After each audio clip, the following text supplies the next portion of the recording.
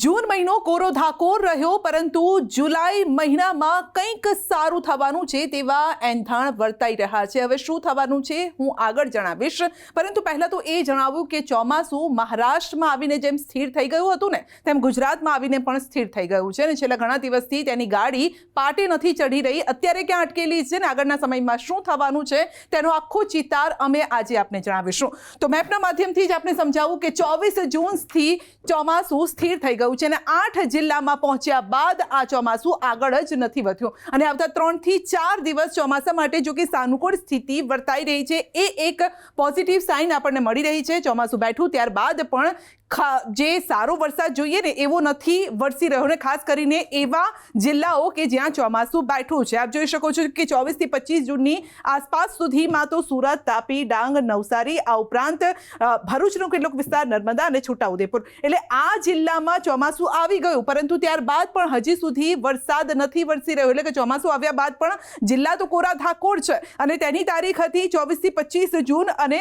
આમ સામાન્ય તારીખ હોય છે 24 થી 25 જૂનની વચ્ચે ક્યાં પહોંચતું હોય છે તો લગભગ અડધાથી પોણા ગુજરાતને આવરી લેતું હોય છે, પરંતુ અત્યારે તો અહીંયા જ અટકેલું છે. વિચાર કરો હવે અહીંયાથી ક્યારે આગળ વધશે, ક્યારે આ તમામ જિલ્લાઓ છે ત્યાંના ખેડૂતોને રાહત આપશે. તો એ રાહતના સમાચાર પણ અમે લઈને આવ્યા છે કે ક્યારે રાહત આપને મળવાની છે તે પણ આપને જણાવીશું. તો કયા દિવસે કેટલો વરસાદ પડશે તે પણ અમે આપને જણાવીશું. તો વરસાદને મદદરૂપ હાલ કેટલીક સિસ્ટમ છે અને આ સિસ્ટમ ગુજરાતમાં વરસાદ લાવી શકે છે. જી હા, આ વાતથી કદાચ ખેડૂતો જ્યારે સાંભળશે તો તેમના ચહેરા પણ મલકાઈ જશે, ચહેરા પર એક સ્મિત પણ આવી જશે ને ચહેરા ચમકી જશે.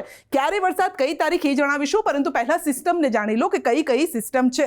એક તો વેસ્ટર્ન ડિસ્ટર્બન્સ છે, હવાનું દબાણ છે, આ સાથે સાયક્લોનિક સર્ક્યુલેશન છે. પરંતુ આપણા માટે આ જે વિસ્તાર છે એ એટલો મદદરૂપ નથી સાબિત થઈ રહ્યો, પરંતુ સાયક્લોનિક સર્ક્યુલેશનની જે સિસ્ટમ છે તે ગુજરાતમાં વરસાદ લાવી શકે છે. તો વેસ્ટર્ન ડિસ્ટર્બન્સ, સાયક્લોનિક સર્ક્યુલેશન અને હવાનું દબાણ, હવાના દબાણનો જે પટ્ટો છે એ આપ જોઈ શકો તો બંગાળની ખાડી તરફથી હવાનું દબાણ આવી રહ્યું છે, પરંતુ તે ગુજરાત તરફ નથી આવી રહ્યું. એટલે આ સિસ્ટમ એટલી સાનુકૂળ આપણા માટે નહીં થાય, પરંતુ સાયક્લોનિક સર્ક્યુલેશન ગુજરાત તરફ છે અને નોર્થ તરફ છે અને સાઉથ તરફ છે. એટલે આ જે સાયક્લોનિક સર્ક્યુલેશન છે તે વરસાદને લાવવામાં મદદરૂપ થવાનું છે.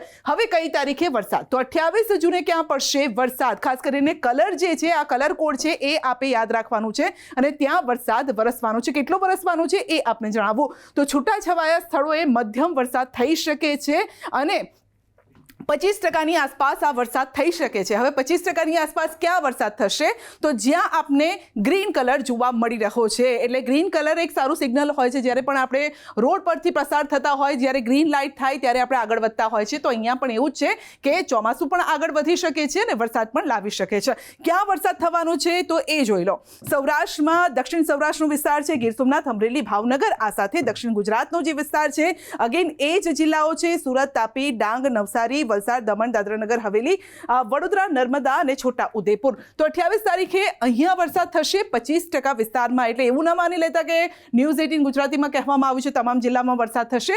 25% વરસાદ થઈ શકે છે, એ પણ છૂટો છવાયો. હવે 29 તારીખે ક્યાં પડશે વરસાદ, તો અહીંયા પણ ઓલમોસ્ટ સેમ જ જિલ્લા છે, પરંતુ કેટલોક વિસ્તાર વધી ગયો છે. તો આ સાથે જ અહીંયા જોઈ શકો છો ગીર સોમનાથ, અમરેલી, ભાવનગર, અહીંયા વડોદરા, છોટાઉદેપુર, નર્મદા, તાપી, સુરત, ડાંગ, નવસારી, દમણ, વલસાડ અને દાદરાનગર હવેલી, આ એ વિસ્તારો છે કે જ્યાં સારો વરસાદ થવાનો છે. અહીંયા પણ 25% જેટલો વરસાદ થઈ શકે છે. પરંતુ જ્યારે 30મી જૂન આવશે, એટલે કે જૂનનો અંત એક સારા વાવડ લઈને આવી રહ્યો છે. ભલે આખો મહિનો ખાલી ગયો હોય, ક્યાંક નાનો એવો વરસાદ, થોડાક છાંટા જોવા મળ્યા હતા, પરંતુ જૂનનો અંત એક સારો રહેવાનો છે ને એ જ આજે અંત સારો રહેશે તો જુલાઈની શરૂઆતને પણ સારું અને સાનુકૂળ પરિસ્થિતિમાં લાવશે તેવું વર્તાઈ રહ્યું છે. હવે 30મી જૂને ક્યાં વરસાદ થશે, છૂટો છવાયો અને હળવો વરસાદ, મધ્યમ વરસાદ પણ થઈ શકે છે.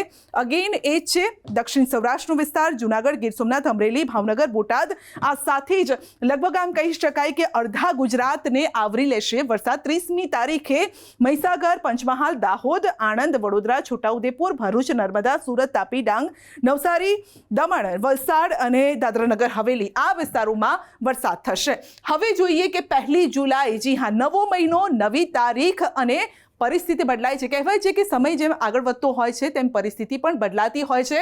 નવો મહિનો એક સારી બાબત લઈને આવી રહ્યો છે. એટલે 1 જુલાઈએ પણ આપ જોઈ શકો છો કે જ્યાં આપને ઘાટો ગ્રીન કલર જોવા મળી રહ્યો છે ત્યાં કેટલાક સ્થળે હળવાથી મધ્યમ વરસાદ, અને જ્યાં ગ્રીન કલર જોવા મળી રહ્યો છે ત્યાં છૂટાછવાયા સ્થળોએ ગાજવીજ સાથે હળવાથી મધ્યમ વરસાદની આગાહી કરવામાં આવી છે. એટલે જ્યાં ઘાટો કલર જોવા મળી રહ્યો છે ત્યાં કેટલાક સ્થળોએ 25 થી 50% સુધીનો વરસાદ થઈ શકે છે. અને એ વિસ્તારો કયા છે તો વડોદરા, છોટાઉદેપુર, નર્મદા, ભરૂચ, સુરત, તાપી, ડાંગ, નવસારી, વલસાડ, દમણ અને દાદરાનગર હવેલી. એટલે આ વિસ્તારોમાં મધ્યથી લઈ અને દક્ષિણ ગુજરાત સુધીમાં સારા વરસાદ, જુલાઈની શરૂઆત સારી રહેવાની છે. આ સાથે જ દક્ષિણ સૌરાષ્ટ્રનો જે વિસ્તાર છે તે જૂનાગઢ, ગીર સોમનાથ, અમરેલી, ભાવનગર, બોટાદ અને રાજકોટમાં પણ સારો વરસાદ થશે.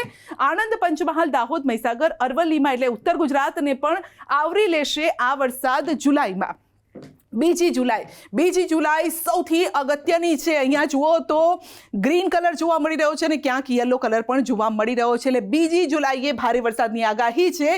છૂટાછવાયા સ્થળોએ ભારે વરસાદ થઈ શકે છે. હવે જ્યાં ગ્રીનમાંથી યલો કલર થઈ ગયો છે એ વિસ્તાર જોઈ લો. આ વિસ્તારો ત્યાં ભારે વરસાદની આગાહી છે. સુરત, નવસારી, ડાંગ, વલસાડ, દમણ અને દાદરાનગર હવેલી. તો આ વિસ્તારોમાં 2 જુલાઈએ ભારે વરસાદ થશે અને બાકીનો તમામ જે વિસ્તાર આખો છે એટલે લગભગ તો મને એવું લાગે છે કે 2 જુલાઈએ કોઈ એવો જિલ્લો નહીં હોય જે કોરો રહી જાય. 2 જુલાઈએ આખા ગુજરાતમાં વરસાદ થવાનો છે, સારો વરસાદ થવાનો છે. અને આના પરથી જ આ મેપ પરથી કહી શકાય કે જુલાઈની શરૂઆત ખેડૂતો માટે સારી રહેવાની છે જેઓ પાણીની રાહ જોઈને બેઠા છે. અને હવે 3 જુલાઈની વાત કરીએ તો છૂટાછવાયા સ્થળોએ ભારે વરસાદની આગાહી છે.